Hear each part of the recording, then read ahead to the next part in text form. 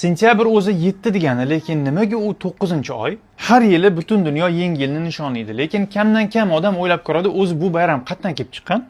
1-yanvar har doim yilning boshi bo'lmagan, bilasizlarmi?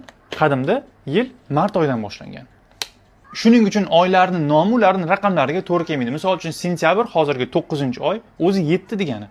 Oktyabr 8 degani, noyabr 9 degani, dekabr 10 degan, lekin u hozir 12-oy. Nimaga unaqa? Chunki keyinchalik rimliklar yilni boshini 1-yanvar sanasiga ko'chirishdi. Bu sana Yanus, ya'ni 200lik boshlanishlar, yangiliklar va bir holatdan ikkinchisiga o'tish xudosining nomiga bag'ishlangan edi. Yana bitta qaytaraman. Yanus, yanvar. O'xshashlik sezmayapsizmi?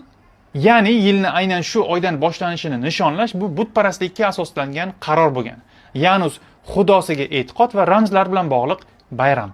Qiziq tomoni shuki, hatto nasroniylarning ham ayrim firqalari yangi yilni nishonlashdan bosh tortarkan. Bu bayramni butparast ildizlari bizani dinimizga zid va ma'lum bir urf-odatda keng tarqalib ketgani uni to'g'ri qilib qo'ymaydi deb aytishar ekan.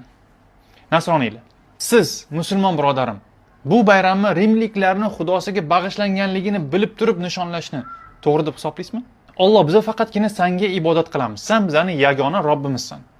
Lekin shu rimliklarni Yanus degan xudosi bor ekan, o'shanga bag'ishlangan kunni ham nishonlab beramiz-da endi. Lekin millionlab odamlar qilsa ham biz bu kuni ichmaymiz, chakmaymiz, harom ishlar qilmaymiz.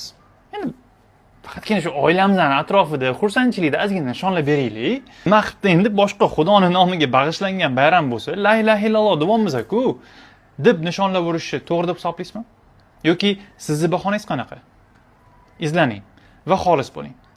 Va ingliz tilini o'rganing. Barakallohu fikum.